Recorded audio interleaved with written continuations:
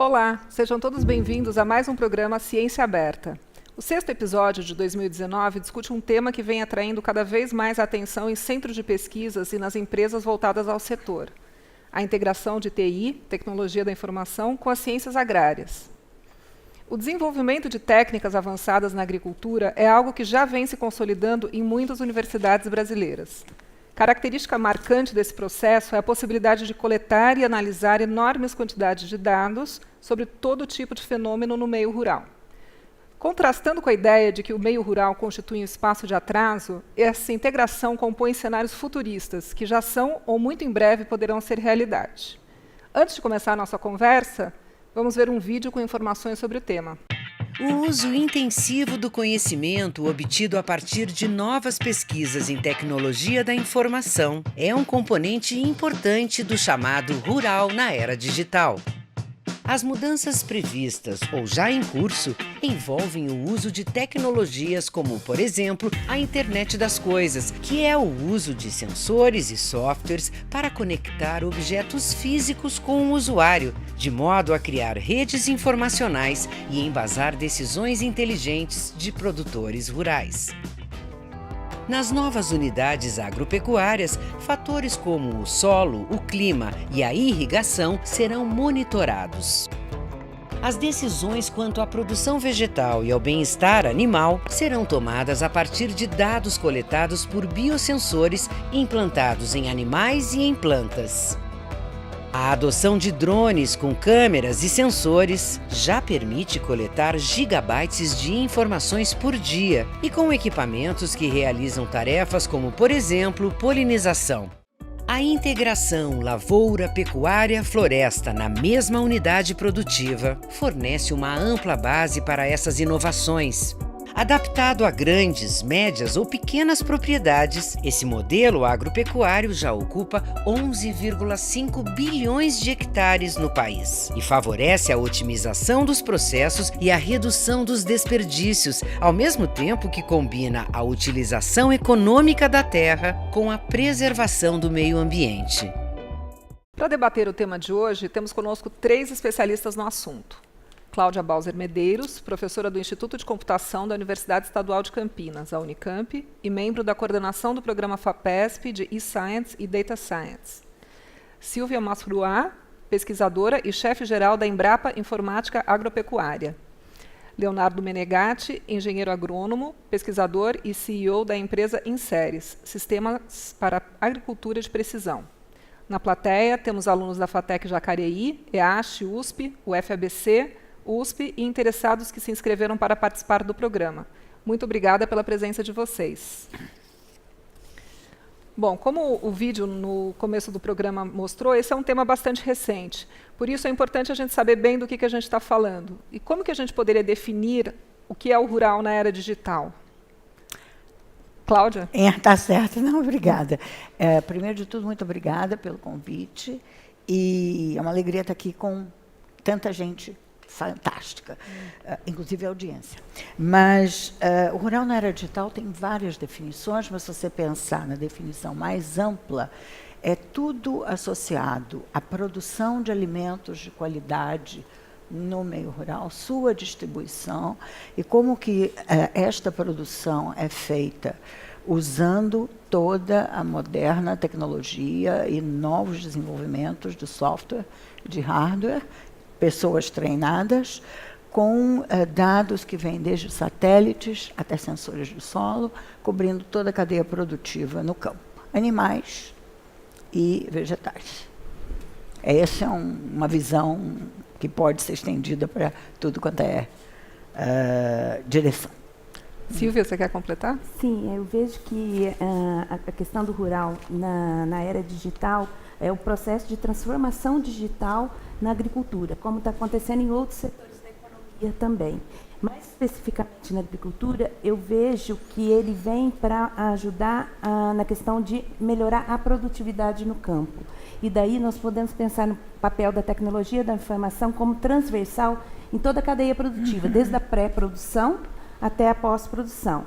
Como exemplo, na pré-produção, quando a gente tem que prospectar genes mais resistentes a doenças, aí vem toda a parte de biotecnologia, bioinformática por detrás. Por detrás você está usando tecnologia da informação.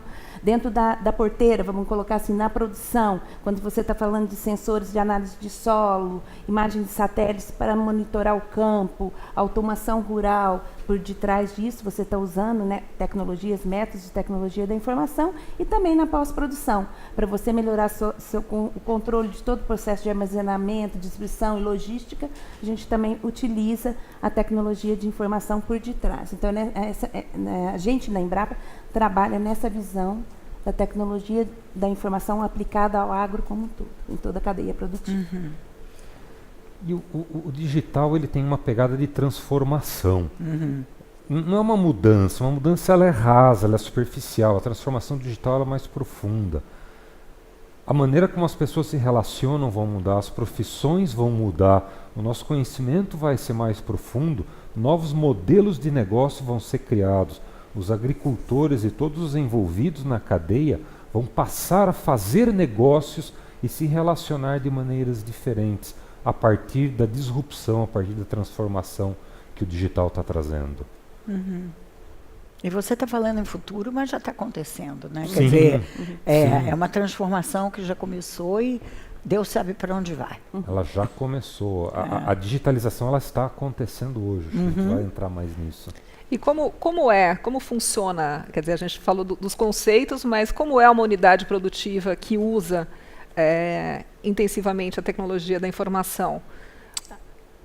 Aí varia, quer dizer, você pode pensar também, primeiro, qual é o objetivo, quer dizer, ela vai produzir o que tem a ver com, digamos, proteína animal, ou produtos vegetais, ou pode ser uma empresa familiar, uma microempresa, pode ser uma grande propriedade. E o que você pode também imaginar é toda a quantidade colossal de dados dos mais variados tipos que estão sendo produzidos e precisam ser combinados de várias formas, dependendo do objetivo e dependendo do que foi coletado e como, os vários dispositivos, enfim. É um funcionamento que você pode entender desde o mais complexo, que ainda não existe, até algo muito mais próximo de nós, que é o agricultor, que é o que nós estávamos discutindo com o celular, já consegue acessar o mundo e ver negócios e como está o mercado, ou a temperatura, ou a chuva. Eu vejo como uma unidade produtiva, nesse novo modelo, ela mais trabalhando integrada, né? Então, você tem, por exemplo, dispositivos de umidade de solo no campo, você tem estações meteorológicas, imagens de satélite mais acessíveis, drones monitorando lavouras. Independente se é uma produção animal ou vegetal, você utilizar esses dados heterogêneos para auxiliar a tomada de decisão do produtor. Então, tem estudos que mostram que um produtor ele tem que tomar 200 decisões ao dia. Então, eu vejo que uma unidade produtiva na era digital, ela vai poder usar esses dados e informações desses diferentes dispositivos para tomar decisão. Seja desde a hora que vai plantar, a hora que vai colher, ou no momento que, se ele vai aplicar um fertilizante, uma irrigação mais inteligente, dado que ele tem informações de disponibilidade de água no solo. Então, todas essas informações, uma colheitadeira automática que estima produtividade por talhão, você planejar melhor seu processo de armazenamento, distribuição e logística. Então, eu vejo que uma unidade produtiva, nesse conceito da era digital, é você aproveitar esses dados brutos, que pode ser um dado escalar de uma estação agrometeorológica, como uma imagem de satélite, você conseguir aproveitar esses dados, gerar informação e conhecimento, para que o produtor possa usar essa informação para auxiliar a tomada de decisão e, consequentemente, ao melhorar a produtividade dele, reduzir custos e otimizar o seu processo de produção. E você falou bastante em dados, né? Então, quer dizer, tem toda essa questão do Big Data, né, na agricultura e da internet das coisas. E como é que a gente define esses dois? E o uso deles nesse caso especificamente? Eu tenho essa este grande problema com o conceito de Big Data, que todo mundo, quando se fala em Big Data, pensa no Big, e esquece que é Data. Tá? Então, para mim, não é Big Data, é Big Data. Que você precisa conhecer os dados, conhecer o tipo de dado, o que você vai fazer com eles, como é que você vai integrar, não precisa ser Big. Tá? E a partir do momento que você tem grandes volumes, os problemas que você tinha com pequenos volumes só aumentam. Então, a diferença da era do data para a era do Big Data é só que agora você tem mais informação e você tem um maior volume de dados. Então, as dificuldades que existiam antes de tratar dados de vários tipos para obter informação continuam, só que agora é muito mais dado. Já você pergunta da internet das coisas, que é uma das grandes geradoras, né, de grandes volumes de dados, e é um conceito até que a Silvia no início até chegou a mencionar, é que você pode imaginar que todo objeto na área rural, desde uma planta, tá certo, um animal, um peixe, ou uma casa, uma propriedade, eles vão ter uma série de sensores que são interligados e podem até conversar entre si, e tudo gerando dado que vai, eventualmente, ser coletado, analisado para a tomada de decisão. Então, essas são as duas. E esses dados todos, quer dizer, como é que eles são usados no dia a dia, numa unidade produtiva? Leonardo, você pode ajudar a pensar nas rotinas, nos procedimentos, os equipamentos que são utilizados numa unidade? Imagina que você é um produtor, que você acordou. A primeira coisa que você vai fazer vai ser olhar o celular. E é uma coisa que a gente já está fazendo hoje. A disrupção ela está acontecendo, a digitalização ela está acontecendo, muitas vezes mesmo sem o agricultor perceber. Já tem uma série de dados que estão sendo gerados da propriedade dele. Toda vez que passa um satélite lá em cima, tira uma foto, são dados digitais. Toda vez que alguém coleta uma análise de solo, essa análise de solo vai ser processada e vai parar num banco de dados. Isso está sendo acumulado. E esses dados todos eles vão se interagindo e os algoritmos vão compreendendo situações de maneira que, se hoje o agricultor ele acorda e ele pensa no que ele vai fazer e troca ideia com o vizinho dele ou chama o gerente, ele vai passar a consultar um celular para ver o que eu devo fazer hoje, quais são as decisões técnicas que eu tenho que tomar e quais são os fatores que influenciam essas decisões. Eu devo plantar hoje ou eu devo plantar amanhã? Qual que é o talhão dos 10 que eu tenho que plantar? Qual que eu vou plantar primeiro para eu maximizar a minha produtividade? Na verdade, as coisas elas estão acontecendo. O dia a dia ele já está vindo, o agricultor já tem algumas das ferramentas, mais ferramentas estão vindo e a gente está acumulando mais experiência a partir do acúmulo de dados, a partir do desenvolvimento de algoritmos. E isso vai estar entrando no dia a dia do agricultor, eu acredito que muito pelo celular, pelo smartphone. Tá. Mas a gente tem também esses cenários futuristas de tudo interconectado, com sensores no solo, sensores nos bichos, sensores nos equipamentos, um centro de processamento de dados na fazenda. Quer dizer, isso já acontece? Isso é do que a Cláudia estava pensando em termos de futuro? Sim, isso é o IoT, é tudo conectado. Mas a grande mudança ou a transformação que o IoT faz é no modelo de negócio.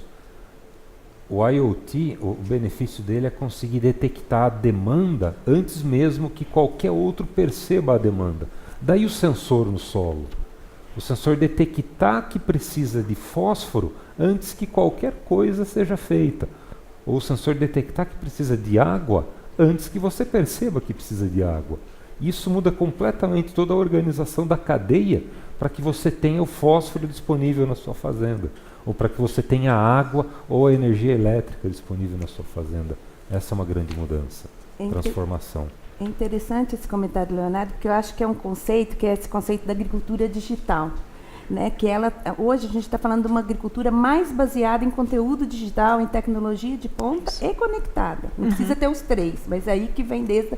E aí eu acho que essa questão que a Cláudia comentou, dados, eles estão sendo acumulados, estão ficando mais acessíveis, o custo, né? Então, quer dizer, a agricultura digital, eu acho que a gente está passando de um momento, por exemplo, a agricultura de precisão, onde ela já existe, sensores, né, em menor ou maior escala, dependendo do tamanho do produtor, as colheitadeiras automatizadas e tal. O grande pulo da agora é você usar essa, que era a agricultura de precisão, para a decisão, né? Precision to decision. Então, eu acho que é essa mudança que está gerando todo esse processo de transformação que está chegando na agricultura também. Eu enxergo que é mais. E desculpe, mas me ocorreu, tá certo, mais uma coisa, que é a questão, quer dizer, eu sou muito voltada a dados. Então, a questão dos dados, quer dizer, o valor que os dados passam a adquirir é muito... sempre houve esse valor, mas muito maior, inclusive do ponto de vista que, com isto, você consegue capturar e manter a proveniência. E você, com isso, você pode dizer, eu colhi tal tipo de produto em tal lugar onde eu garanto que houve este tipo de tratamento. Ou as vacas que foram ordenhadas pela minha ordenhadeira eletrônica, ela mede e sabe dizer a composição química enquanto ordenha e se a vaca está doente ou não. Então, o leite produzido tem uma qualidade garantida pela coleta de dados enquanto houve a ordenha. E isso dá um valor adicional a toda a cadeia produtiva, quer dizer, a garantia da qualidade da proveniência. E aí você entra em produtos verdes, você entra em uma série de outras coisas. E já existem exemplos de unidades que produzam dessa forma, no Brasil ou no exterior? Bom, temos uma iniciativa em Piracicaba, na Exalc, um consórcio feito entre a Vivo, a Ericsson, a Raizen e a Exalc para fazer uma fazenda completamente digital em Piracicaba, uma fazenda da Exalc, uma fazenda Areião. E aí ela está toda conectada, com muitos dados sendo coletados para fazer o aprimoramento. Mas tenho certeza que tem outras iniciativas também. Na Embrapa nós temos também algumas iniciativas, uma delas também, a Embrapa Meio Ambiente de Jaguariúna, onde a gente, também na ideia, começou como um sítio IoT, onde a gente colocou startups, numa plantação de café. Lá nós temos uma câmara, um FACE, que é uma câmara de vegetação ao céu aberto, onde está plantado café, onde você faz experimentos, pesquisas na área de mudanças climáticas, doenças. Então, você tem vários tipos de sensores, estações agrometeorológicas. Então, parceiros também trouxeram dispositivos que queriam testar para melhorar a produtividade, seja de umidade de solo, aí operadoras também.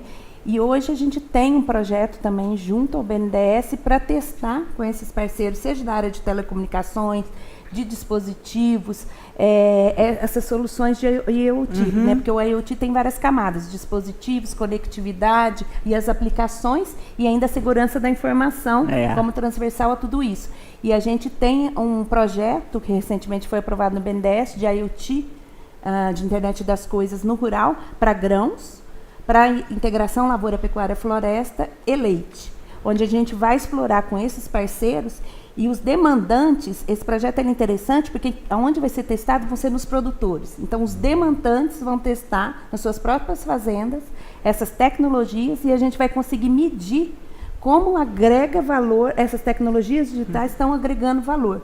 Então, por exemplo, se eu estou falando de integração lavoura, pecuária, floresta, eu vou estar medindo, tendo as medidas agronômicas, mas eu também vou ter... medir como as tecnologias digitais, tecnologia da informação, está conseguindo agregar mais valor àquele processo produtivo.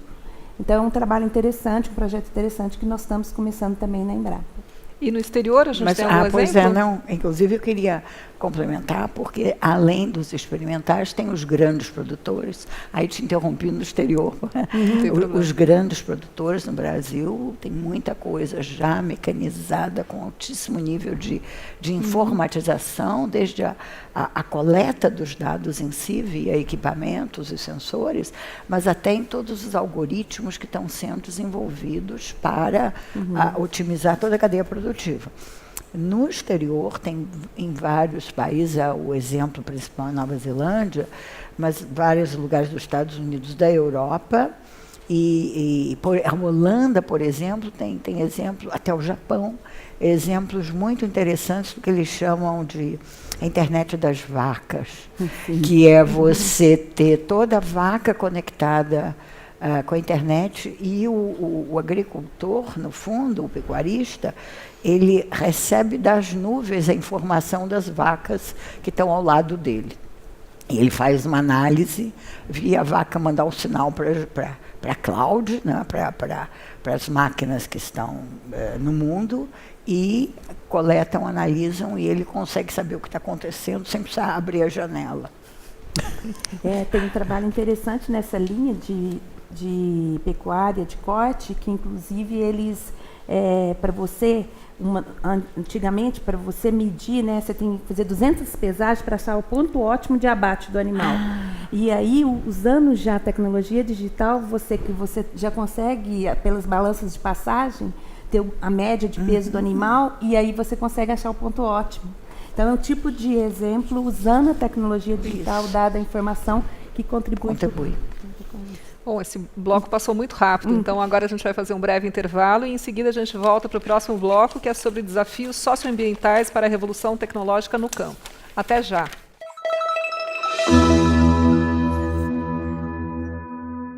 Voltamos com o programa Ciência Aberta, que hoje discute um tema bastante inovador, o rural na era digital. Nesse segundo bloco, vamos falar dos desafios socioambientais para a revolução tecnológica no campo. Bom, sabemos que a exploração econômica sem critérios está comprometendo seriamente importantes ecossistemas, como a floresta amazônica e o cerrado. A agricultura sustentável e rural na era digital são projetos compatíveis? Aí, quer dizer, tudo depende do humano que vai implementar. Certamente são compatíveis e você pode, através e graças a toda a tecnologia digital, você conseguir aumentar o uso sustentável dos recursos, parcos recursos, cada vez mais parcos, que nós temos nesse nosso mundo. Mas tudo depende de como vai ser usado para o quê, e a Silvia e o Leonardo têm exemplos muito bons a respeito. Tenho certeza. Eu também acredito que são projetos totalmente compatíveis. Inclusive, eu acho que a tecnologia digital ela pode auxiliar no monitoramento, uso e cobertura da terra. Desde de identificar áreas, né, onde a gente pode melhorar, por exemplo, como áreas degradadas, onde você pode recuperar. Hoje nós já temos ferramentas na Embrapa, por exemplo, como o Web Ambiente, que você pode identificar essas áreas e identificar quais são as espécies mais adequadas para recuperar aquelas áreas degradadas. Então, a gente tem um banco de dados de espécies nativas dos vários biomas. Então, você, num sistema WebGIS, você vai lá, marca aquela área e ele vai indicar para aquela área quais são as espécies mais adequadas para recuperação. E assim tem outros exemplos. Por exemplo, quando a gente fala do bioma Amazônia e Cerrado, nós temos um outro projeto que chama TerraClass, tanto para a Amazônia quanto para o Cerrado, onde você classifica essas áreas desmatadas. Então, o que é agricultura, o que é pasto.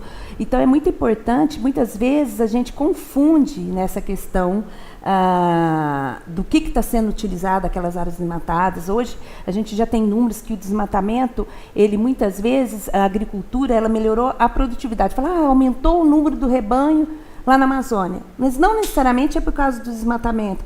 Pode ser que aumentou pelo incremento tecnológico, né? A produtividade. Então, as ferramentas digitais, elas devem trazer transparência ao processo. Então, eu acredito que nessa questão da produção sustentável, do ponto de vista ambiental, econômico e social, elas têm um papel muito importante para ajudar no esclarecimento do que está acontecendo, para esse monitoramento e também para verificação, acompanhamento de como está os nossos biomas. Sustentabilidade ela é uma palavra-chave em agricultura hoje. Né? É verdade. Todo mundo quer viver e viver bem, todo mundo quer comer bem, e sendo um alimento ainda vindo de uma origem sustentável, é melhor ainda. E a agricultura digital ela tem muito a agregar nessa rastreabilidade, nessa comprovação da sustentabilidade. Isso. Porque a agricultura digital é sobre dados.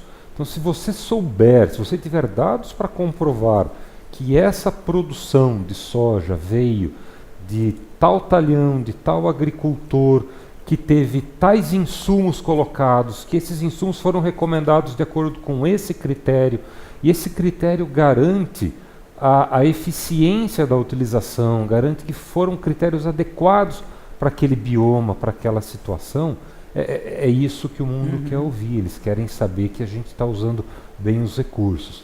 E vamos lá, a gente vive numa economia de escassez. Ninguém rasga dinheiro ou aplica o que quiser só por aplicar. A gente espera ter um retorno. A tecnologia, a agricultura digital e a digitalização, elas vêm para aumentar a eficiência no uso desses recursos, com dados, com muitos dados, vindo de sensores, vindo de análise de solo, vindo de satélites, mas tudo isso para facilitar e para aumentar a eficiência nas tomadas de decisão. Tem tudo a ver, a agricultura digital com a sustentabilidade. E, inclusive, quanto mais dado você coleta e aprende a usá-los melhor, você pode, inclusive, economizar a forma de como os recursos naturais estão sendo usados ou explorados. Você pode produzir mais com menos. E, portanto, a própria tecnologia digital e todos os avanços de pesquisa que são feitos em torno da área rural, eles permitem você ser mais sustentável. No vídeo da abertura, falou-se um pouco sobre a integração lavoura, pecuária, floresta na mesma unidade produtiva, que isso forneceria uma ampla base para as inovações tecnológicas. Mas, quer dizer, não precisa ser só a integração dos três. Você pode usar também a inovação tecnológica só para cada uma dessas unidades, né, dessas áreas de atuação, certo?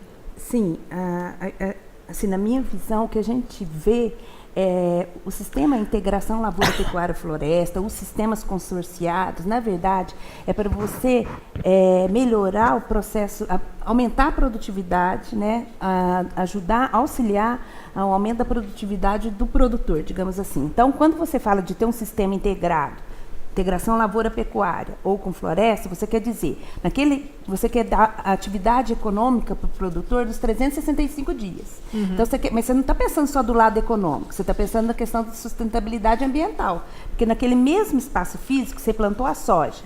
Depois ele colheu a soja e você plantou a braquiária ali. Toda aquela adubação, você vai estar aproveitando. E o animal, depois você coloca naquele mesmo ambiente físico, que ele vai, né, o gado ali, ele vai estar comendo e aproveitando toda aquela biomassa que está crescendo. Então, tem do ponto de vista agronômico também, e do ponto de vista de sustentabilidade ambiental, também você está preocupado, né, de sequestro de carbono, de aproveitar aquele... se você planta floresta ao redor, o animal está ali, vai fazer sombra para o animal, vai causar menos estresse para o animal. Então, ele vai... Então, todos os sistemas integrados, eles têm essa preocupação do ponto de vista de sustentabilidade ambiental, econômica e social. Porque você pode também estar pensando nos funcionários, em otimização de máquinas e tudo que vai otimizar aquele espaço. Então, eu acredito que sim, cada vez mais o digital pode auxiliar. Inclusive, como eu falei, a Embrapa, a gente tem uma rede de integração lavoura-pecuária-floresta, onde a gente mede do ponto de vista agronômico, e hoje a gente já está começando a medir que a tecnologia digital pode agregar valor também nesses sistemas integrados. E só, quer dizer, a gente está insistindo muito em dados, mas nós temos que reconhecer também que tem muitos avanços em novos dispositivos, microsensores, biosensores, que inclusive até a própria simulação computacional pode aperfeiçoar muito mais rapidamente, levando a uma integração melhor, até em aproveitamento dessa economia. Eu tenho uma fala, assim, só para complementar, que a gente fala que eu sempre coloco, quando eu estou falando de agricultura digital, a questão que a gente destaca 3 eras da agricultura. A gente está aqui hoje, mas a gente tem que reconhecer essa trajetória da agricultura. Uma delas é a Revolução Verde, que começou, que a gente passou de importador de alimentos para grandes produtores e exportadores de alimentos. A gente está passando por essa segunda era dos sistemas integrados para garantir essa sustentabilidade do ponto de vista ambiental, econômico e social. E já estamos falando de uma agricultura mais baseada em insumos biológicos, né? Tudo isso porque com isso aumenta a complexidade. Enquanto lá na Revolução Verde eram dados, equipes monodisciplinares, hoje nós estamos falando de equipes multidisciplinares, uma pesquisa mais sistêmica, a complexidade dos dados aumenta, dados heterogêneos, e quando você fala de agricultura baseada em insumos biológicos, aumenta mais. Quer dizer, o dado ele acaba sendo o novo petróleo virtual, porque ele realmente é o que vai fazer a diferença. E a qualidade desses dados também. A qualidade, E a gente pegando um pouco essa questão de como aplicar isso de uma forma integrada, se a gente pensar numa unidade agropecuária convencional, de tamanho médio para grande, que eu sei que varia muito no país, o que é médio, o que é grande, mas, por exemplo, com 100 hectares, o que pode ser feito numa unidade menor, médio ou grande, e qual o patamar de investimentos necessários para implementar nessa propriedade o conceito, isso que a gente está discutindo do rural na era digital? Essa questão do tamanho da propriedade varia bastante. No Mato Grosso, 700 hectares é um módulo médio. Vai para a Bahia, 1.200 hectares. Aqui para São Paulo é 37 hectares o tamanho médio de uma propriedade. E a agricultura digital, ela vem e ela está entrando em todas essas escalas de propriedade, com diferentes níveis tecnológicos. O digital é sobre dados, e você tem dados em diversos níveis. A partir do momento que um agricultor tem análise de solo e tem mapas de fertilidade e mapas de produtividade, e essas informações vão para uma nuvem, para uma plataforma onde elas são processadas por algoritmos que tomam decisões ou ajudam o agricultor a tomar decisões, ele está sendo beneficiado já pela agricultura digital. Ele está sendo mais eficiente, ele está sendo mais produtivo. Se a gente vai para um módulo maior, de 700, de 1.200 hectares, essa pessoa vai ter acesso a tecnologias de maior valor, mas que são mais escaláveis também. Mas a agricultura digital ela vai estar disponível para os dois. E usando basicamente o mesmo dispositivo, que são celulares e computadores, que são as interfaces para a gente se comunicar com a agricultura digital, com os algoritmos, com tudo aquilo que é gerado. Eu acho que a única, assim, eu acho que ela é acessível para qualquer tipo de produtor, pequeno, médio e grande produtor. É lógico que o grande ele vai ter mais acesso, de repente, inicialmente, né, a priori, ele que tem, mas o pequeno e o médio, ele pode ter acesso via cooperativas para compartilhar esse custo, né? Porque às vezes para o investimento inicial pode ter um custo, né? E aí eu acredito que o pequeno e o médio, via associação de produtores, cooperativas, esse custo pode ser diminuído, né? Porque compartilhados e eles possam começar a adotar mais essas tecnologias digitais. Mas com certeza, e muitas vezes a tecnologia digital para o pequeno e médio ele pode ser até mais importante no seguinte sentido, ele pode ajudar o pequeno e médio produtor a entender melhor seu processo, seu negócio, ver como ele pode reduzir custos, otimizar processos e tal, e até ele melhorar seu patamar, né? Então, eu acredito que ele é acessível para o pequeno, médio e grande. E o pequeno é quem mais tem a ganhar. Exatamente. Porque ele é o que tem menos acesso, via de regra, a tecnologias. Então, quando você faz a digitalização, você reduz o custo de tudo, de muita coisa. Você vai estar conseguindo entregar para os pequenos agricultores decisões extremamente técnicas, extremamente bem avaliadas e adaptadas para a propriedade dele, porque os dados vão vir dela. Sim.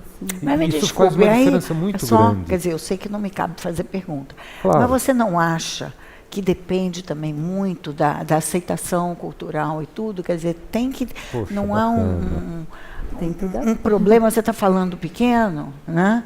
Eu não tenho preconceito contra pequeno ou para grande, porque nós temos esse problema cultural, e não é só no Brasil, no mundo inteiro a gente ouve esses relatos de resistência à adoção de novas tecnologias, porque muitas vezes você não sabe usar, você destrói o que você tem.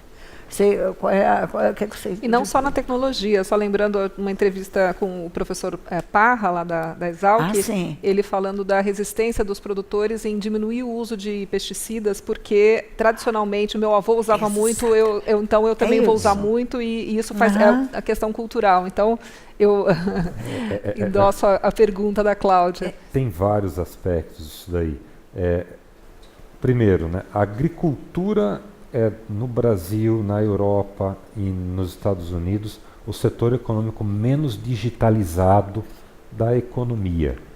A gente está mais atrás, isso já aconteceu em diversos setores econômicos. Tá? O outro lado disso é a mudança de geração, que ela está acontecendo. E ela está acontecendo mais rápido do que a gente pensava que ela ia acontecer 2 anos atrás. É verdade. Essa nova geração, da qual eu acho que eu faço parte, ela está vindo e ela já está sendo mais digitalizada, ela já está aceitando. É verdade, tem a resistência do meu avô fazia assim, meu pai fazia assim. Poxa, mas será que eu vou fazer do mesmo jeito? Está começando. Não vou generalizar, tá, gente? Isso não é 100%. É um processo, é dia a dia, semana a semana, e é essa escala que a gente está indo. Tem um estudo, os dados preliminares aí do censo de 2017, Censo rural? do Censo Agropecuário de 2017, né?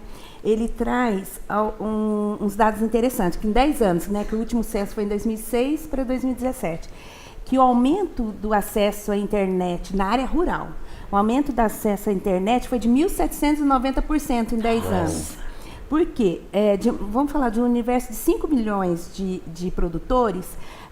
Em 2006, a gente tinha 75 mil produtores que acessavam a internet. E em 2017, nós temos aproximadamente 1,5 milhão. Por quê? Com o advento da internet via dispositivo móvel. Então, é um dado interessante que o smartphone ele quebrou um pouco dessa resistência. Porque a gente que trabalha com TI no agro, eu já trabalho há algum tempo, a gente também tem 3 eras. A primeira, que foi a internet comercial, vamos dizer assim, que é essa que a gente acessa, os produtores, e no computador, eles tinham uma resistência maior. Com a internet móvel, o smartphone já é mais amigável. Entendi. Eles já usam no dia a dia um aplicativo, né? Então, isso daí começou a aproximar também. Então, a nova geração também já criada com... E na Embrapa a gente tem um exemplo que eu até comentei com vocês, do programa Balde Cheio, que é um programa que a Embrapa tem há 20 anos treinando produtores de leite para a gestão da produção leiteira. Fazia tudo presencial, com gráfico, no formato de pizza, assim, onde ele ia controlando o número de vacas que está vazia, prenha, inseminada, tal, qual que pariu, está dando leite, e aí controlando tudo isso. E aí a nova geração assumiu, eles quiseram, não, a gente acha ótimo esse modelo, mas a gente quer um aplicativo no smartphone, que eu posso estar fora do país, eu posso estar em outra cidade, às vezes eu estou na cidade, eu quero saber o que está acontecendo. Na hora que o empregado vai lá, né, e vê que a vaca pariu e já começou a dar leite, eu quero controlar isso no meu smartphone. Então, hoje a gente já tem, na Embrapa, vários aplicativos que demonstram esse processo de transformação digital, que era feito presencial, manual. E hoje já via aplicativos smartphone. Então, acho que essa resistência está sendo quebrada. E quando você falou na hora que a vaca pariu, sem esquecer que tem um monte de sensores diferentes, pode ser colocado num único animal. Sim, e há sensores que informam quando a vaca está pronta a você parir. tem a ordenhadeira robotizada, toda, né? Tudo. Isso. Bom, para fechar o bloco, que nosso tempo já está acabando de novo, falar um pouco sobre o impacto na população rural de trabalhadores. Quer dizer, então, a gente tende, né, a pensar que, com essas soluções tecnológicas, isso vai fazer com que as unidades agropecuárias possam ser operadas por um número menor de trabalhadores. Mas, então, qual é o impacto previsto na população rural?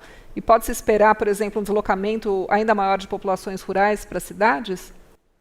Olhe, há um impacto e não vamos minimizar esse impacto. Agora, esse impacto está sendo sentido, se você quiser generalizar, por causa da tecnologia de informação em todas as profissões. Então, assim como a mão de obra tem que se tornar mais especializada na área rural, também, se você quiser generalizar não apenas para o rural, tem que ter um melhor treinamento e um aperfeiçoamento contínuo. Inclusive, há até aquela piada, se pode dizer, que antes o pai dizia para o filho, se você não estudar, tá? Você, não é isso?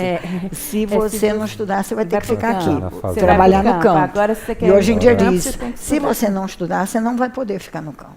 Agora vai estudar para ficar na para ficar no fazenda, campo. Leonardo, você quer complementar? Sim.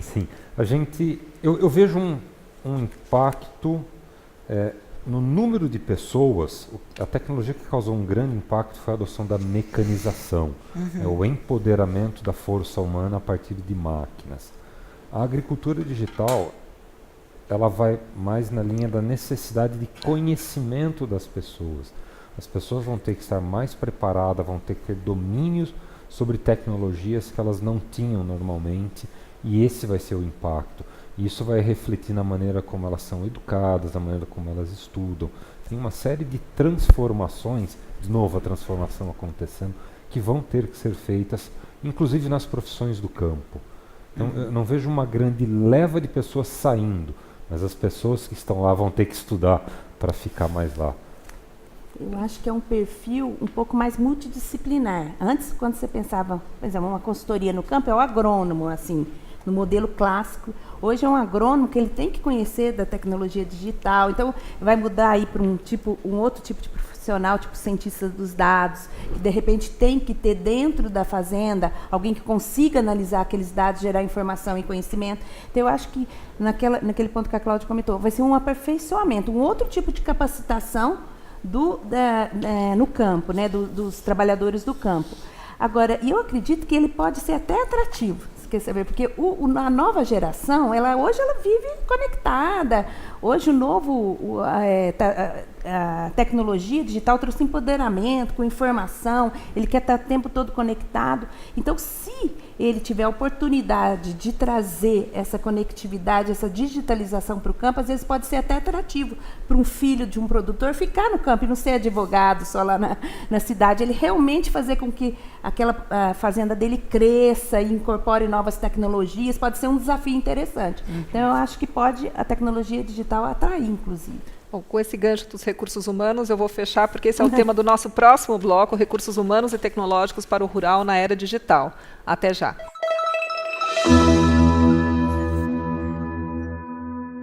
Voltamos com o terceiro e último bloco do programa Ciência Aberta, que hoje trata do rural na era digital.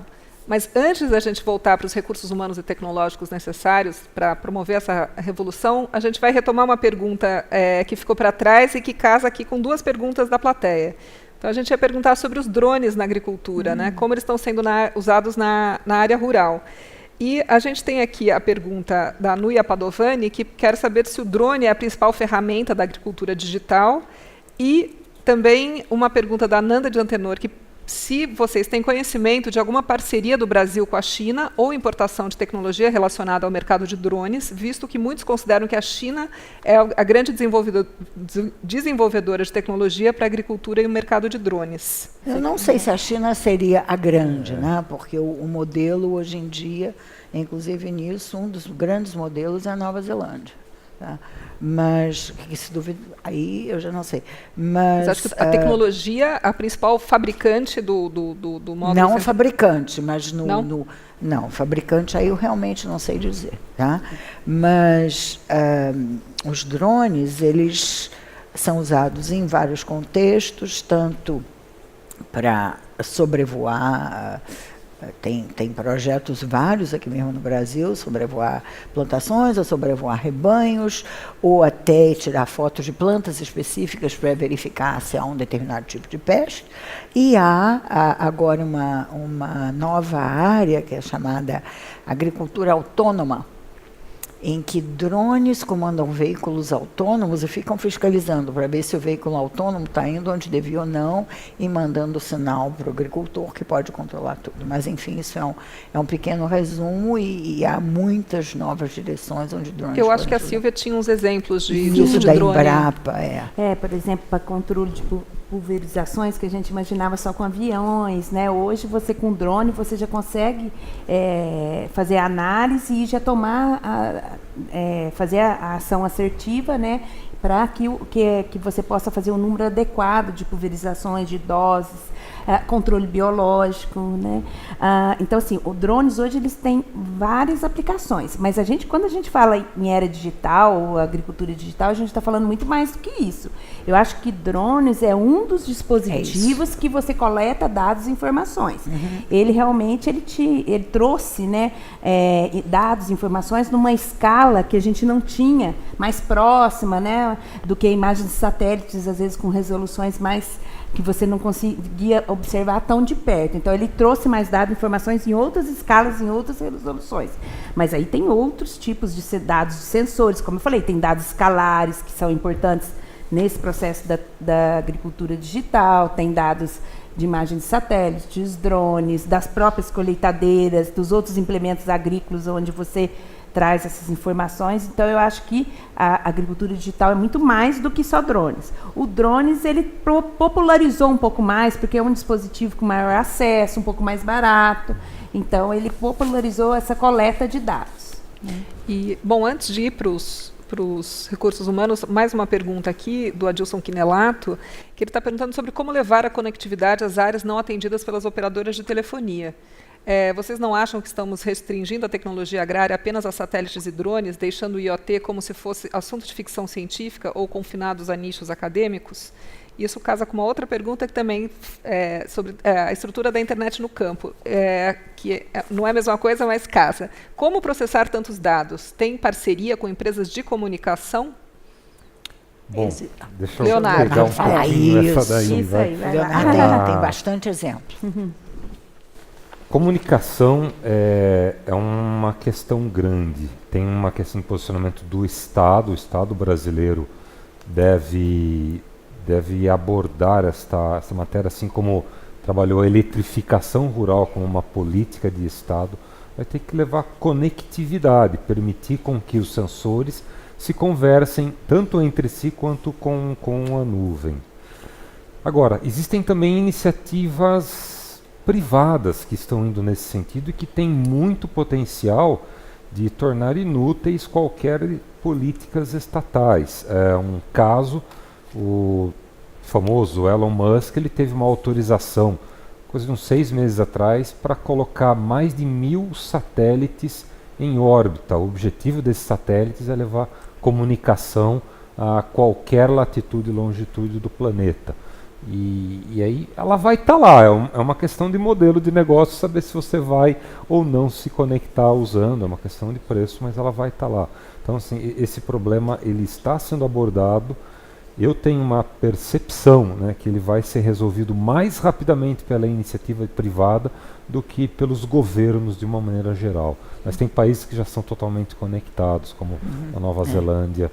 Hoje a gente vive num ambiente em que o limite computacional ele não depende mais de quem eu sou, de onde eu estou. Hoje a gente tem acesso a escalabilidade quase que infinita com a computação em nuvens. Você consegue levantar máquinas em cadeia para serem capazes de processar o volume de dados que você tem que processar. É claro que isso tem custo, você tem que ser uma atividade que faça sentido e que se justifique. Mas em termos de processamento, a sensação é que a gente hoje não tem muito limite de processamento. É mais ou menos. Mais ou Quer menos. dizer, quem é que fez a pergunta do IoT? Só para me dirigir. Oi. Então, nós temos exemplos no Brasil que já funcionam. Não é a única forma, tem toda uma série de tecnologias associadas, além do IoT, que é muito importante, mas uma barreira atual de internet das coisas, e que a gente diz IoT ou IoT, né, Internet of Things, é que não há padrões e não há sensores únicos. Você tem uma infinidade de sensores que se comunicam com os sensores iguais, eles não falam com outros. Então, tem um problema de comunicação que ainda não foi resolvido. Tá? Primeira coisa. E quanto a poder computacional, continua limitado. Quer dizer, quanto mais máquinas sofisticadas se inventam, mais dados surgem que criam problemas computacionais para processá-los. Então, até me contaram recentemente um caso da Google, que em 2012 disponibilizou um conjunto de dados para todas as universidades do mundo processarem para resolver problemas que a Google não consegue resolver. E até agora ninguém conseguiu resolver, por causa de problemas de limite computacional. Então, se a Google não pode, não tá? Então, talvez a gente possa fazer um gancho da capacidade de processamento para a capacidade das pessoas de analisarem esses dados e falar um pouco sobre os recursos humanos, né? Quer dizer, tem um enorme desafio aí para a revolução tecnológica no campo, é criar esses recursos humanos que possam trabalhar com esses dados, esses novos sistemas que estão sendo implementados. E como que isso pode ser feito? Qualificar trabalhadores e formar pessoas já pensando nesse trabalho. É como eu sou professora, eu já formação, universidade, faculdade, escola, colégio. Nós estamos num mundo que foi muito comentado pelo Leonardo, pela Sílvia, que a especialização exige também saber trabalhar num ambiente multidisciplinar.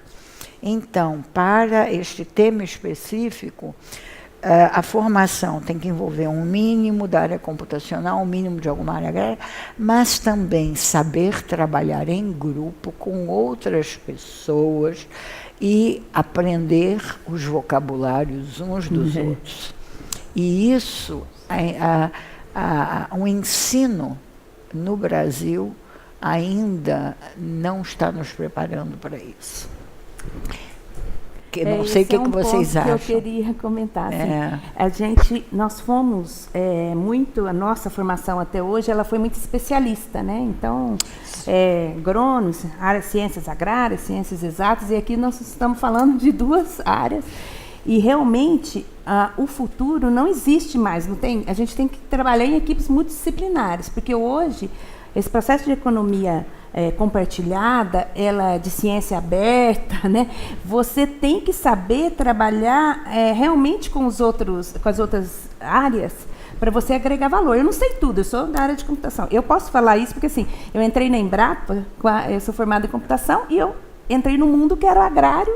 E eu tive que, então assim, toda a minha carreira de pesquisa, mestrado e doutorado foram com estudos de caso na área da agricultura. Era outro mundo que eu tive que ir para campo, pôr a bota e eu estava saindo do mundo de exatas, computação. Então assim, é realmente um mundo que você tem que aprender a conviver. Agora, eu acho que no caso das universidades, pós-graduação, a gente deveria pensar já existem, né, cursos de pós-graduação mais multidisciplinar. E aí eu não falo só no estrito senso. Né? Muitas vezes eu acho que para esse novo mundo do agro, a gente vai precisar, por exemplo, quando você vai contratar um exemplo, uma grande empresa vai contratar um gerente agrícola, sei lá. Ele não pode ser um agrônomo tradicional, talvez. Ele tem que ser um agrônomo que tenha que ter outras capacitações na área digital, ou pelo menos consiga dialogar, entender o mínimo para ele dialogar com alguém da área de tecnologia da informação. Então, acho que a gente vai precisar preparar também alguns cursos de lato sensu, talvez, que possa trazer o agrônomo que queira fazer, aprimorar e se preparar melhor para o mercado, está exigindo, e vice-versa. Uma pessoa de tecnologia da informação que queira trabalhar nesse mercado de agricultura digital, tal, também possa ter um conhecimento básico, né, da agronomia, então eu acho que a gente precisa trabalhar nesse contexto. Então a gente está falando ao mesmo tempo de pessoas trabalharem em suas diferentes especialidades, trabalharem juntas em um mesmo projeto, e as pessoas terem uma formação que não seja exclusivamente especialista. Ela deve ser especialista em alguma coisa, porque senão você é um generalista. Ninguém pode ser Leonardo da Vinci. Exato. Mas que consiga dialogar com outras áreas. Que se consiga comunicar e que esteja disposta a estudar e aprender continuamente. Eu queria fazer uma contribuição. Assim, quando você é novo, você ainda vai passar para a universidade, isso a gente falou bastante sobre essa geração que está vindo, né? Mas tem as pessoas que já estão também. Era a minha próxima pergunta. No campo. E eu tive contato com uma iniciativa muito bacana do Senar MT, que o Senar é uma instituição voltada a treinamento do trabalhador. Eles estão criando cursos de agricultura digital para capacitar o funcionário da fazenda, para trabalhar com aquele cara que pilota o trator e que ele tem os desafios de que botão apertar, de o que fazer. E existem códigos que fazem as coisas funcionarem. Tipo, vermelho só aperte quando tiver muito ruim, mas se tiver verde você pode apertar, mas as pessoas, normalmente elas não nascem com isso. Isso tudo é aprendido e o Senar está fazendo um trabalho muito bacana nessa linha, com os funcionários das fazendas, com funcionários dos agricultores, focado em agricultura digital, focado nos dados, focado já nesse novo cenário que está sendo criado na agricultura. E aí vocês estão, quer dizer, nós, né, estamos falando muito realmente da parte de tecnologias de informação e comunicação e de ciências agrárias, mas tem todos os outros mundos que também, como as engenharias no geral, como ecologia, biologia e até humanas e sociais, porque entram questões trabalhistas, entram questões de treinamento, entra questão de educação. Tá, então, a lei trabalhista. A gente não pode esquecer o pessoal de humanas, certo, Alexandra? A lei trabalhista. A lei trabalhista. Não, a parte de legislação claro. E tudo. E ambiente. Eu até conheci uma psicóloga holandesa especialista em tratar de pessoas que têm problemas por causa da nova era de robótica e mecanizada que cria novas frustrações e as pessoas têm que aprender a trabalhar, a lidar com isso no próprio trabalho. Quer dizer, lidar com robôs no campo. Seu companheiro de trabalho vai ser um robô. E as instituições brasileiras de ensino, sejam universitárias ou de formação técnica, elas estão preparadas para esse desafio? Digamos assim, do ponto de vista da base teórica, sim, e isso é necessário para a formação.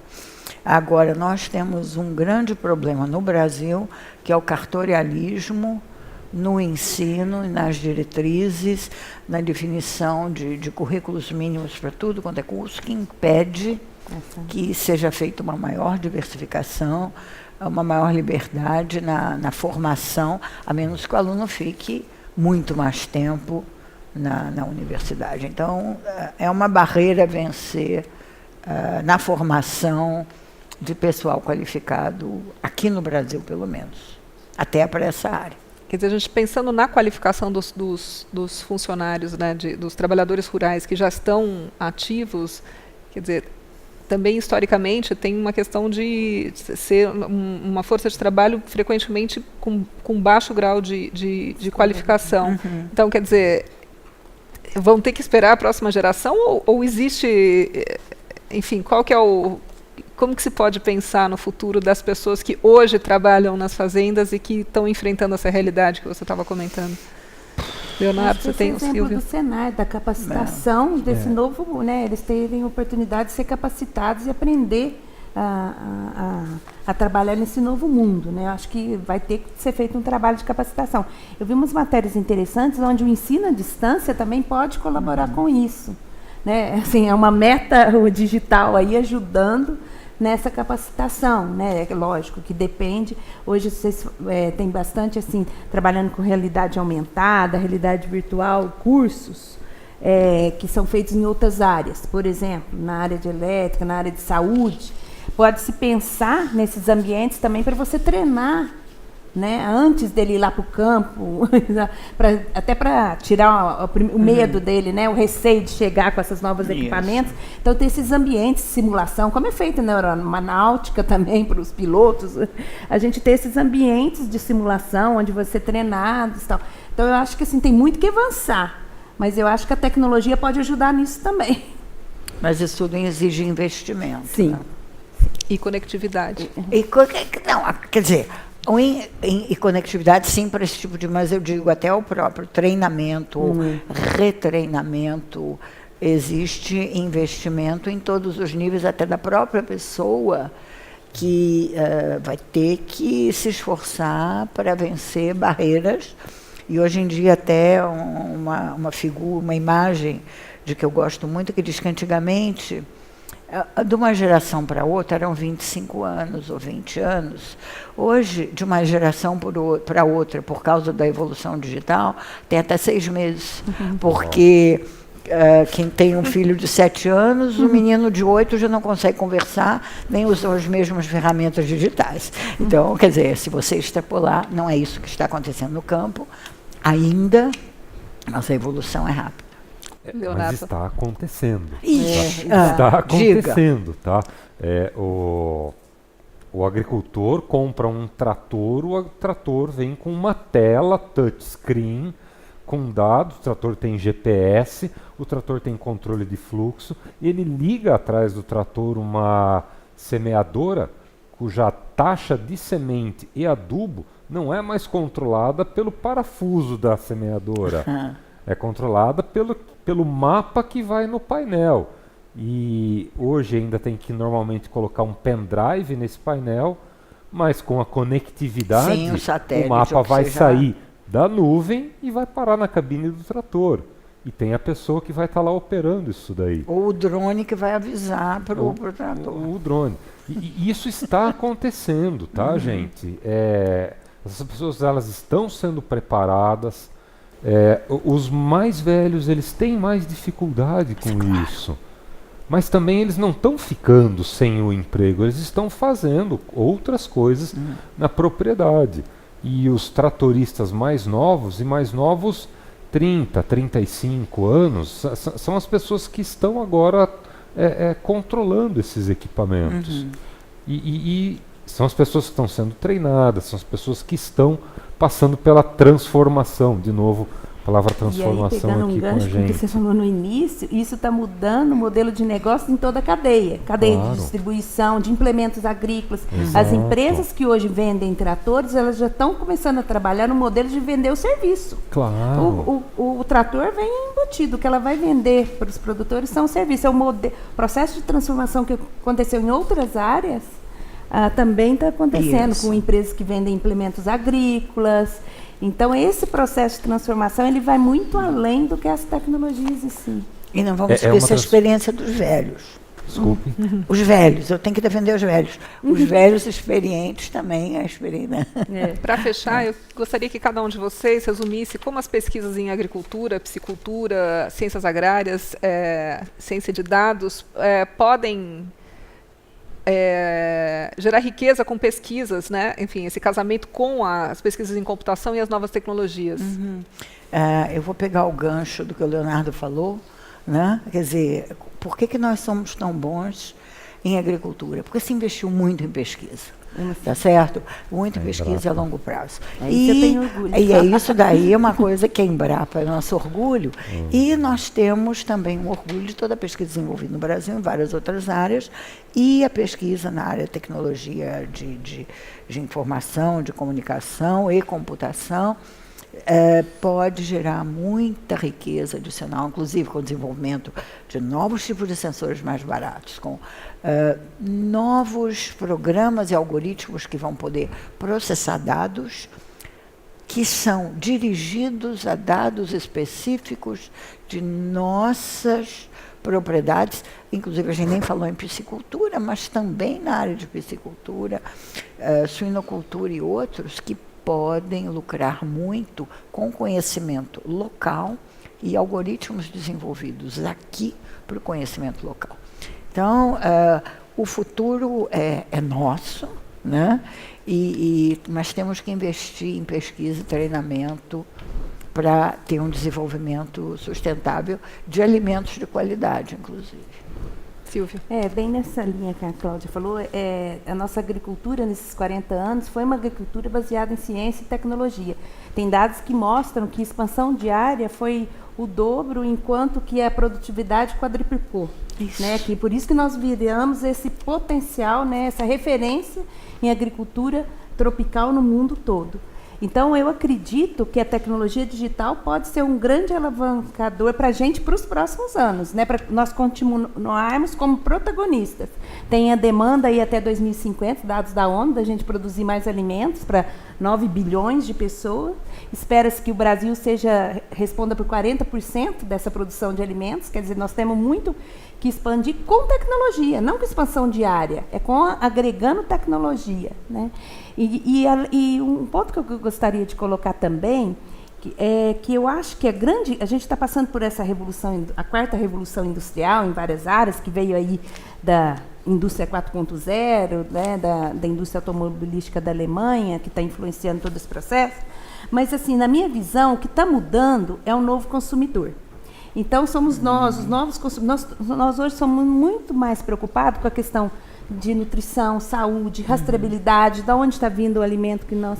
com a questão da sustentabilidade, como ele é produzido, né? Então, eu acho que a tecnologia, ela existe e nós, né, essa nova geração de consumidor, ela vai exigir que toda a cadeia produtiva, ela dê mais transparência ao processo, né, que ela mostre que está sendo produzido sustentavelmente. Então, tudo isso a tecnologia digital pode contribuir. Então, com certeza, a pesquisas na área de ciências exatas pode contribuir. E um último ponto que eu gostaria de colocar, que isso já está acontecendo no seguinte sentido, esse processo de transformação. Hoje a gente fala muito, a gente estava comentando das universidades, do modelo de startups. Hoje a gente vê muito startups que antes era muito da área de tecnologia, né? Então vamos pegar exemplos aí de aplicativos na área de locomoção. Isso foi porque a sociedade estava exigindo locomoção mais barata, mais ágil. O aplicativo, né, a tecnologia digital foi utilizada para isso. Da mesma forma, eu acredito que vai ser na área da agricultura. E a gente vê hoje que as startups estão vindo para a área do agro justamente porque oportunidades, e aí você vê startups da área de tecnologia vindo. Por que elas estão vindo para a área do agro? Porque hoje nós, né, empresas como a Embrapa, que é empresas de pesquisa, os órgãos estaduais de pesquisa, as universidades, para a gente conseguir realmente fazer a inovação do campo, a gente precisa da parceria das startups para a gente ganhar agilidade. Então, eu vejo que é muito complementar essa questão. E hoje, só porque sexta-feira a gente lançou um estudo na Embrapa que mostrou que startups e agtechs, hoje no país, nós estamos com 1.125 startups para o agro, que até pouco tempo a gente tinha 500, quer dizer, dobrou.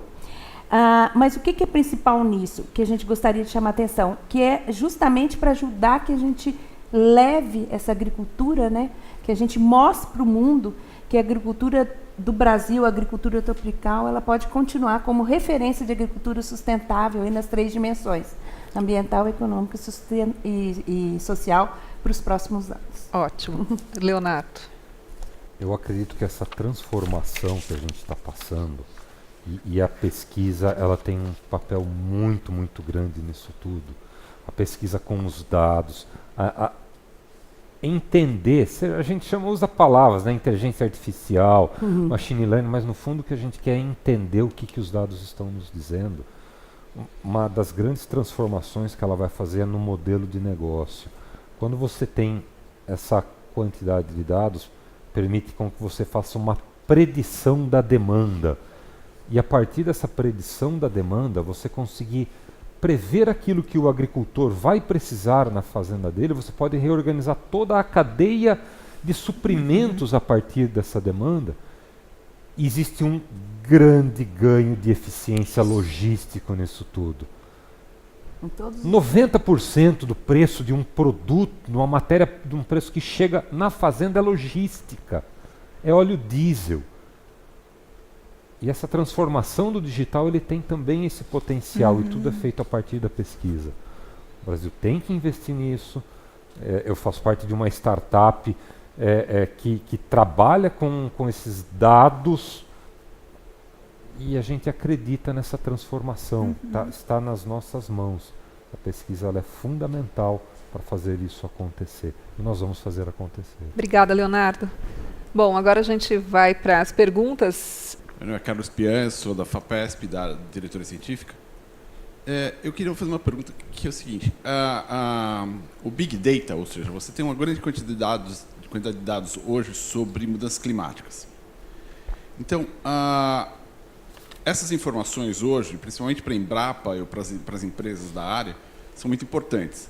Como vocês estão trabalhando com essas informações de futuro, dessas informações, que hoje são muito, muito grandes, para essas mudanças climáticas, no sentido de prever essas mudanças e os novos produtos que virão, ou a adaptação desses produtos para essas mudanças? Dentro da cadeia e das pesquisas na Embrapa, a gente já, em relação a mudanças climáticas, a gente tem vários projetos, vamos dizer assim. Mas aqui na pré-produção, na área de biotecnologia, a gente já está pesquisando genes que são mais resistentes a estresse hídrico. Então, isso exige que a gente já se prepare para esse momento, né? A gente, inclusive, tem um projeto FAPESP, que é uma unidade, junto com a Unicamp, que é uma unidade mista de pesquisa de genômica aplicada a mudanças climáticas, justamente para prospectar esses genes, né?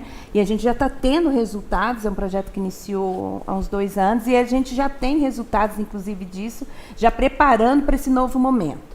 Do ponto de vista também de projetos na área de simulação de cenários futuros, a partir de dados climáticos, de histórico, você também faz as simulações, a gente já tem também projetos, tanto na área de mitigação, mas também de adaptação para os novos, para essas novas tecnologias.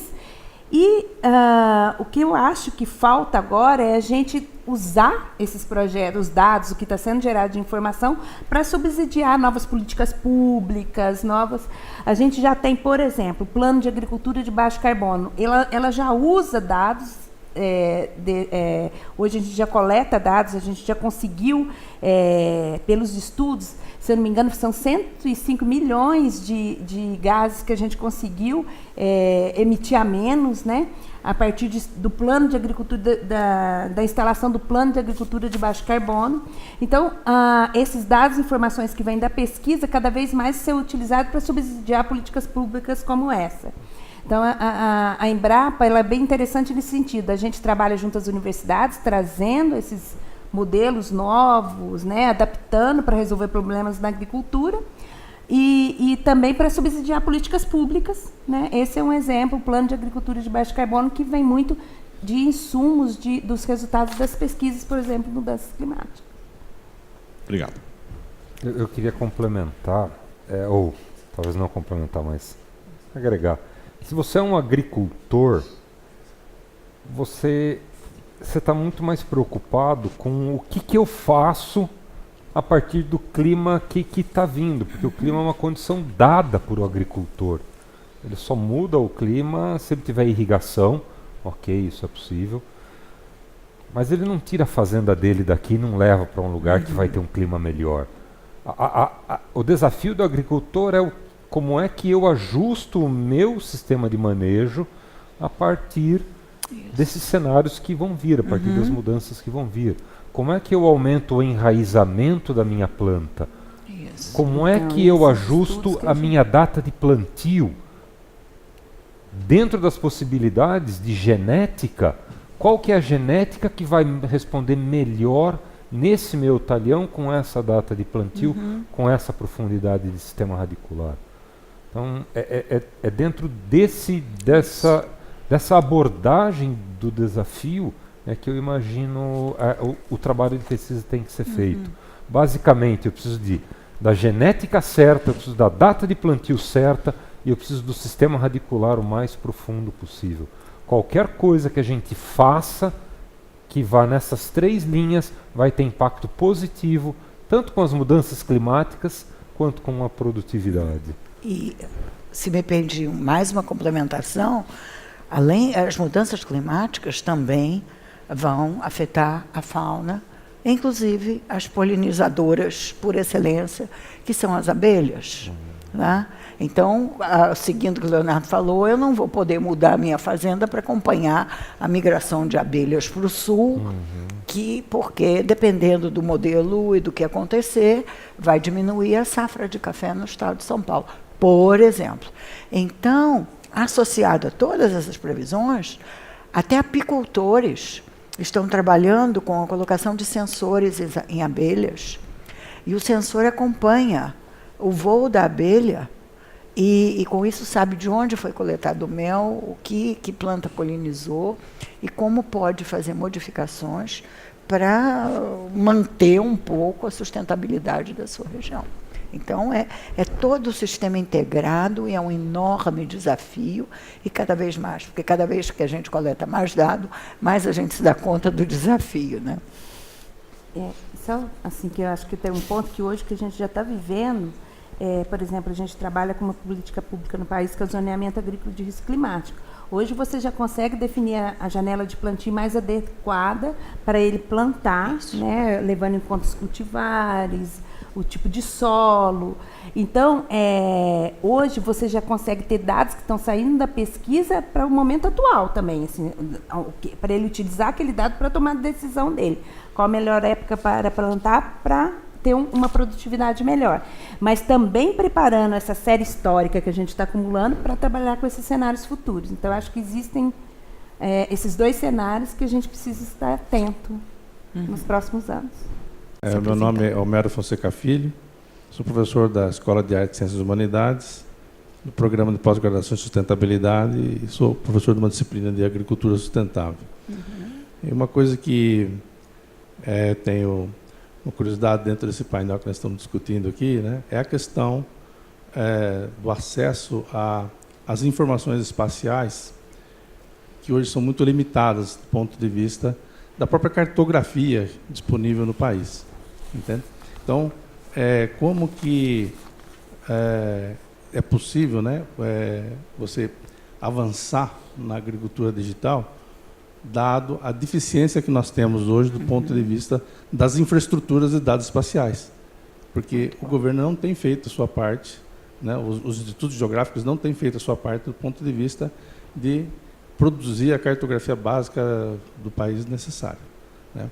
Também, uma outra questão que eu gostaria de colocar é a respeito dado que a agricultura digital ela é uma evolução da agricultura de precisão, isso vai tornar o agronegócio e os produtores mais competitivos. Ou seja, isso deve melhorar o custo de produção, possivelmente deve melhorar o custo de produção, né, das empresas, mas, por outro lado, também vai trazer maior dificuldade para competir dos produtores que têm menos recursos do ponto de vista de investir na tecnologia, me parece, né? Então, um pouco eu gostaria de responder essas duas perguntas, né? Como que a gente pode, né, ou como que se prevê que o médio, pequeno produtor possa ter acesso, de fato, né, a essa cabedal todo, né, esse portfólio todo de produtos, né, dado que ele tem muitas vezes poucos recursos para investir. E também, muitas vezes, o nível tecnológico que ele está ainda tem muitas coisas básicas que ele tem que resolver antes de galgar, né, uma posição mais elevada do ponto de vista tecnológico com essas informações. Obrigado. Obrigada. Quem quer começar? Da cartografia digital, Posso? desculpe.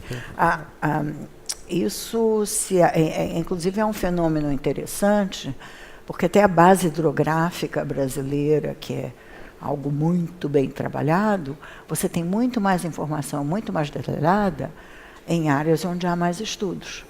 Então, você tem muito mais dados precisos, por exemplo, na região de São Paulo, do que em outras regiões do Brasil. É disso que você está falando. Como resolver isso? É muito investimento, é muito caro, você tem que atualizar. Tá? Já com relação à questão do agricultor, os meus colegas são mais qualificados para falar do que eu. Como eu comentei, eu acredito que o pequeno e o médio ele vai ter acesso via cooperativa, via assistência técnica, associação de produtores. Eu acho que vai tornar mais acessível para ele. E da mesma forma que hoje existe o cooperativismo, né, para ele ganhar mais em escala, né, eu acredito que no digital também, para o investimento, ele vai precisar trabalhar com a comunidade ali para ter esse investimento, minimizar o custo, para ele poder... Porque, na verdade, o produtor também, ele tem que ter algum ganho econômico, né? Assim, então, em relação ao investimento que ele vai fazer, eu estou dizendo, né, se ele investir em tecnologia e não melhorar nada a produtividade dele, né, empatou, para que eu vou investir? Então, eu acho que isso daí ele vai ter que ser trabalhado junto a cooperativas, associações, para difundir essas tecnologias. Da mesma forma que a gente difunde tecnologia, e a Embrapa faz muito isso, né? Tem um dia de campo, difunde plantio direto, difunde essas tecnologias mais agronômicas para melhorar a produtividade, a gente vai ter que fazer esse trabalho também de capacitação, difundindo a tecnologia para mostrar como aquilo pode agregar valor do ponto de vista econômico, ambiental e social para ele poder adotar. E aí eu acho que o pequeno e o médio, mais em cooperativas, associações, eu acredito que pode ser um começo. A gente vive, é um modelo de agricultura tropical. É um modelo muito diferente da temperada que existe nos Estados Unidos ou na Europa. Mas basicamente o nosso solo é muito pobre e a gente depende muito do solo para a nossa agricultura. O solo é extremamente importante. Realmente a gente tem poucos dados públicos, oficiais, sobre o solo. E o que eu vejo acontecer é que o próprio agricultor ele acaba investindo dinheiro para conhecer o solo dele. É o dia a dia do agricultor. Ele não consegue fazer uma agricultura eficiente sem ele ter um conhecimento mínimo do solo. Então, ele faz isso daí. E ele tem suporte tem um business todo em cima disso daí, que foi por onde a agricultura de precisão ela cresceu bastante, porque ela agregou esse conhecimento do solo espacializado. Então, hoje a gente conhece bem o solo sob um ponto de vista químico, mais detalhadamente, e físico, muito bem também. Um pouquinho menos sob o ponto de vista pedológico, que é o tipo de solo, características mais de classificação de solo. E a agricultura de precisão ela contribuiu muito para esse processo. Poxa, e o legal é que a agricultura de precisão ela chegou muito bem a esse pequeno produtor pelas vias que foram citadas aqui. Cooperativas fazem isso, associações fazem isso. E essa é a mesma via que eles estão indo para a digitalização. Como você mesmo falou, a agricultura de precisão ela precedeu ela precedeu a agricultura digital. Então elas foram indo juntos e a digitalização do agricultor está acontecendo. Essa é uma das vias. Infelizmente, nosso tempo acabou. Eu agradeço muito a participação aqui dos nossos 3 pesquisadores presentes, da plateia e de quem mais assiste essa conversa por meio das mídias sociais. E a gente lembra que esse e outros debates podem ser acessados na página do Ciência Aberta e em nossas redes sociais. Assista e compartilhe o nosso programa e até o próximo Ciência Aberta, que estará de volta aqui no auditório da FAPESP com mais um assunto importante. Até lá!